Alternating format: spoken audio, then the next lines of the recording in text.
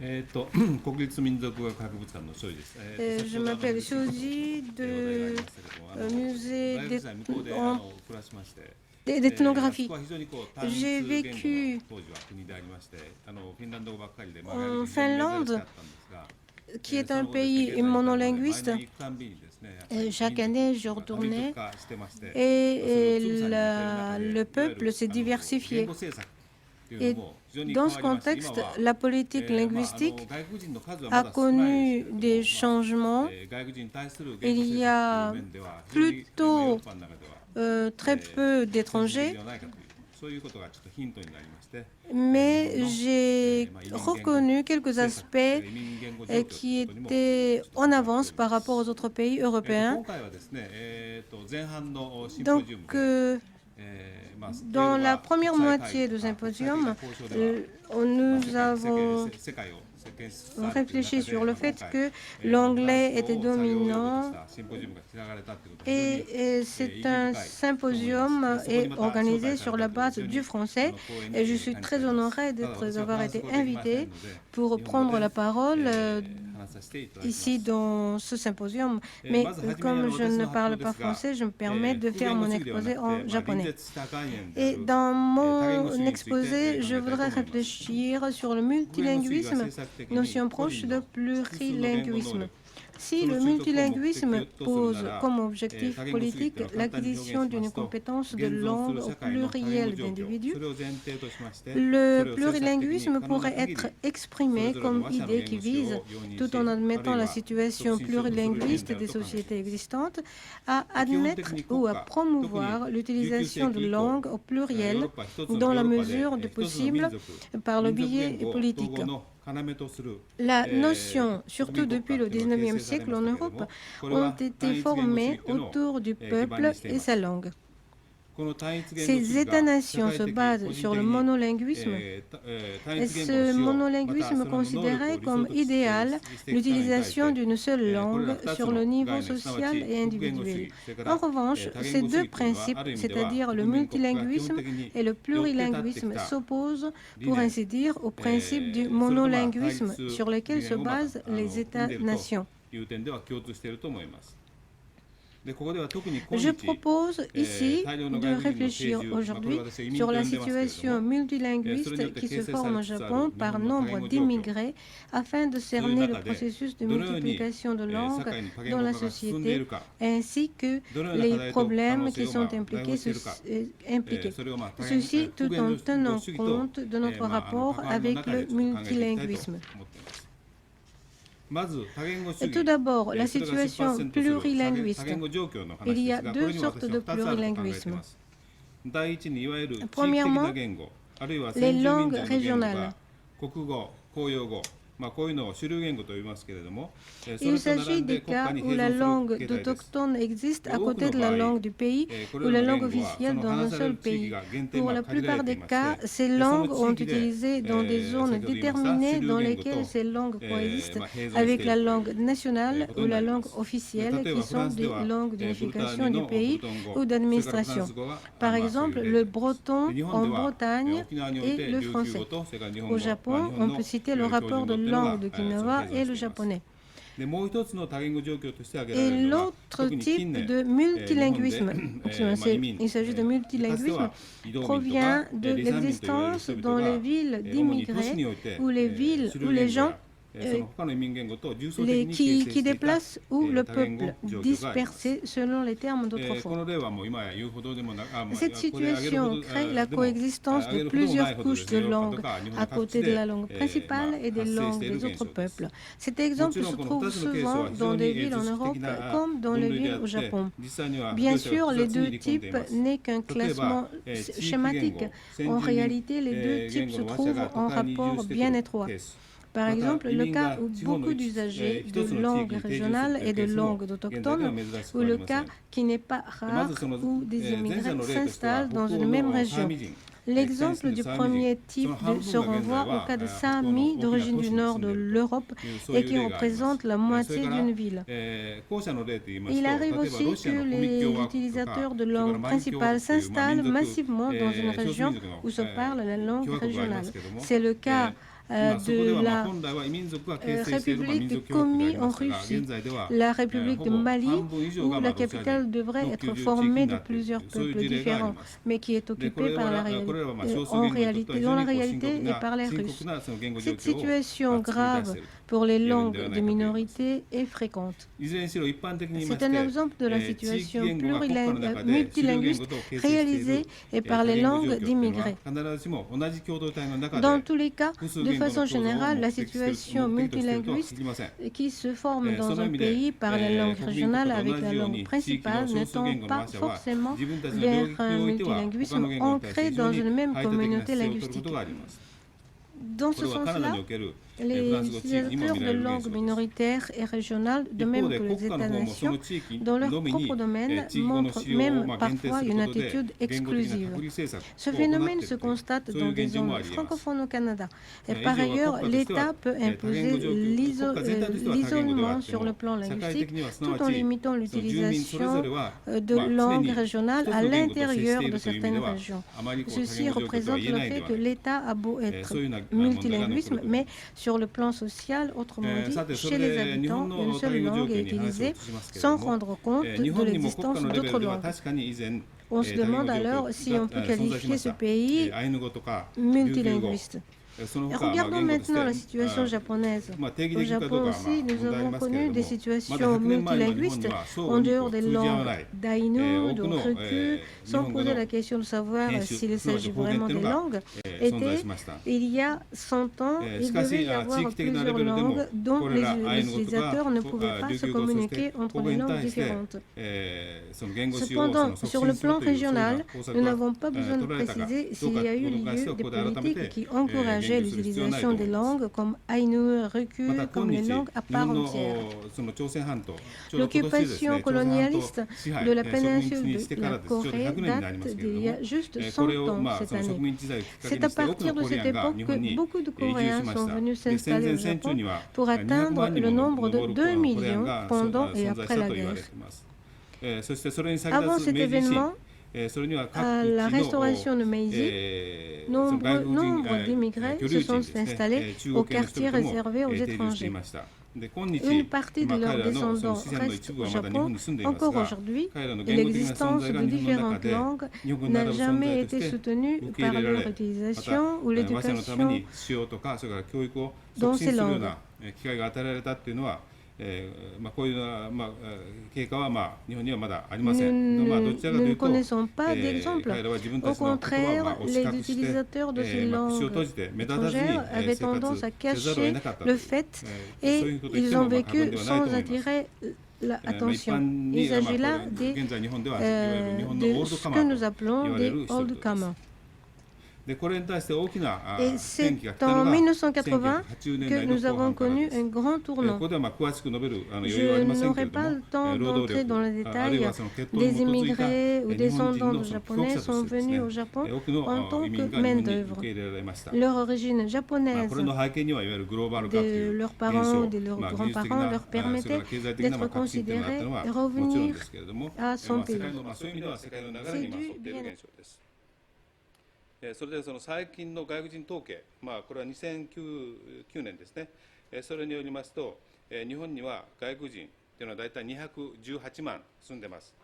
これ大体、日本の長野県と同じ人口ですね。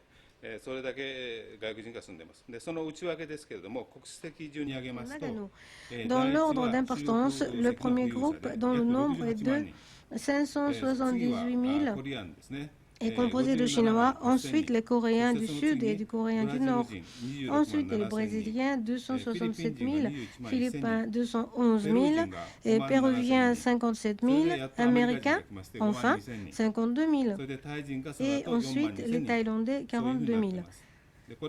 D'où l'importance de langues se classe dans l'ordre de chinois, coréen, portugais, espagnol, philippin, anglais et thaïlandais. Mais cela ne veut pas dire que ces langues sont utilisées par les immigrés dans la vie quotidienne. À part les exceptions d'une partie de Brésiliens ou de Chinois qui forment une communauté où ils maintiennent leur langue, ou dans des quartiers de Coréens, beaucoup d'immigrés se trouvent dans des situations où ils sont obligés de prendre contact avec les utilisateurs de la langue principale, c'est-à-dire en japonais, et sauf dans leur famille, entre les amis, car il n'y a pas encore de communauté ethnique bien développée au Japon dans la société japonaise. Je reviendrai plus tard à la question de la pression pour l'intégration auprès des utilisateurs de différentes langues. Et je dirais simplement ici que on constate un changement très rapide de langue, à tel point que la troisième génération, voire la deuxième génération déjà, les enfants ne parlent que le japonais. Et il n'est pas rare que même dans la famille, la dernière forteresse des langues d'immigrés, leur langue n'est plus utilisée. Donc l'intégration avance très vite. Par contre, la langue favorite, l'anglais, est favorisé partout au Japon et on préfère même que cette langue soit utilisée. Et l'intégration vers l'utilisation du japonais est flagrante chez les Coréens en particulier. Aujourd'hui, c'est le pourcentage des Coréens occupe le deuxième rang parmi les étrangers au Japon. Et chez les Coréens qui habitent au Japon, c'est déjà la quatrième, cinquième génération de Old Kama, et cela représente la majorité des Coréens qui sont recensés par le registre des étrangers. Pour la plupart, le japonais, la langue japonaise est leur langue maternelle, sauf la première génération. Les Chinois, les Vietnamiens d'origine adoptent rapidement le japonais après la deuxième génération. Ceci ne veut pas dire que leurs compétences de leur langue d'immigrés soient perdues. On retrouve toujours des situations où ils maintiennent leurs compétences selon les besoins. Alors, nous allons nous demander comment concevoir les caractéristiques du multilinguisme. Quels sont les impacts dus à l'augmentation du nombre d'immigrés et leur langue au pays qui les accueille?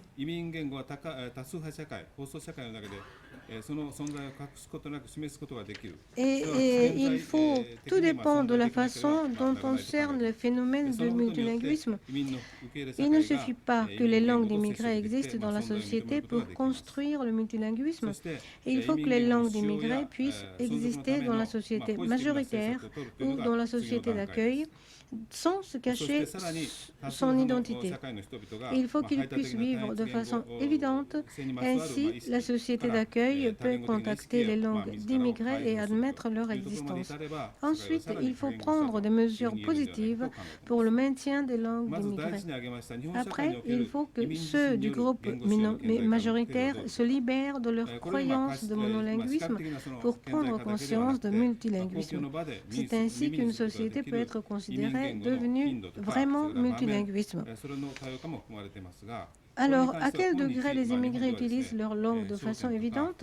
Cela ne se limite pas à des situations visibles, mais les fréquences d'entendre des langues d'immigrés dans des lieux publics et la diversité des lieux doivent être tenues en compte. Aujourd'hui, on peut dire que nous avons des contacts dans la vie quotidienne, dans des magasins, des moyens de transport, au travail.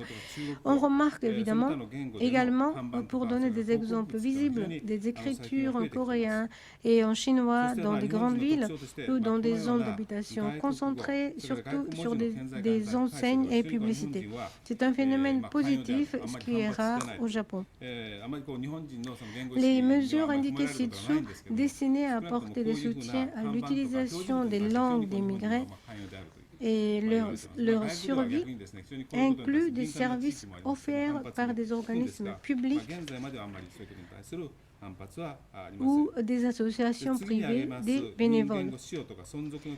Ensuite, les mesures développées pour apporter le soutien aux immigrés pour qu'ils soient intégrés dans la société japonaise.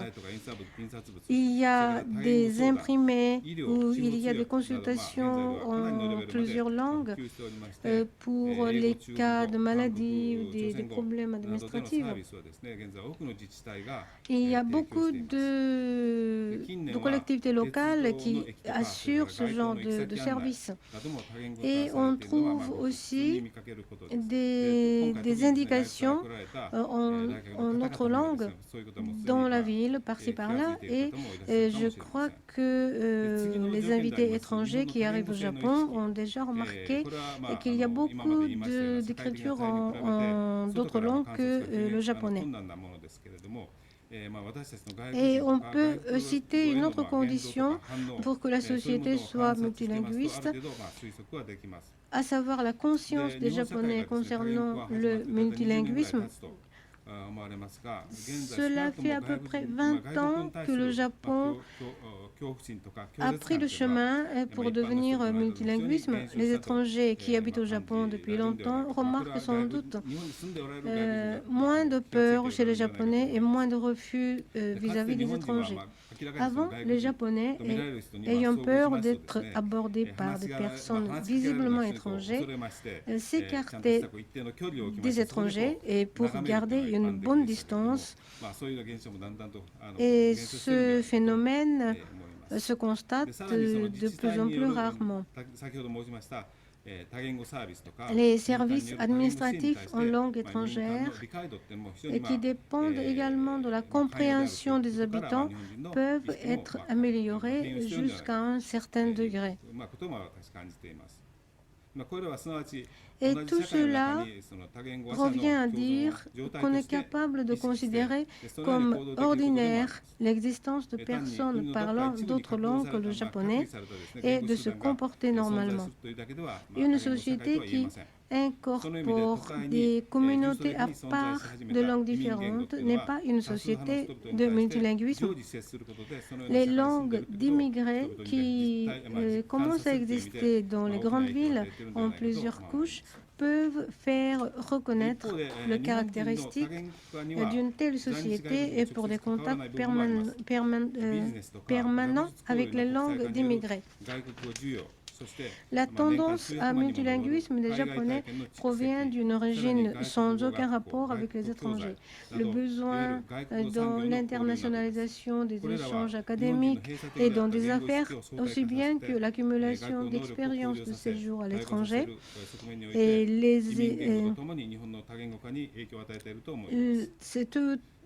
ces expériences exercent des influences sur la mentalité ou le comportement des Japonais.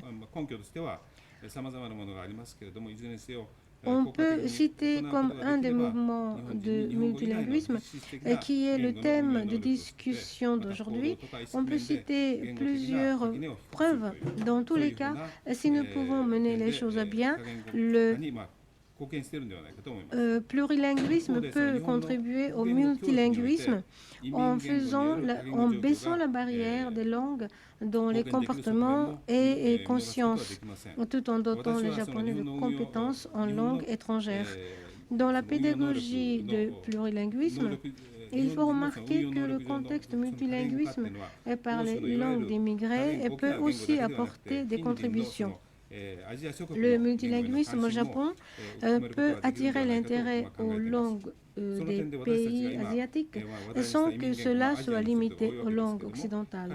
Dans ce sens-là, les langues d'immigrés dont j'ai traité aujourd'hui offrent des facilités d'apprentissage par le fait qu'elles sont parlées par nos voisins et puis par la facilité du contact. Au Japon, Ni le multilinguisme ni le plurilinguisme n'ont jamais vraiment existé.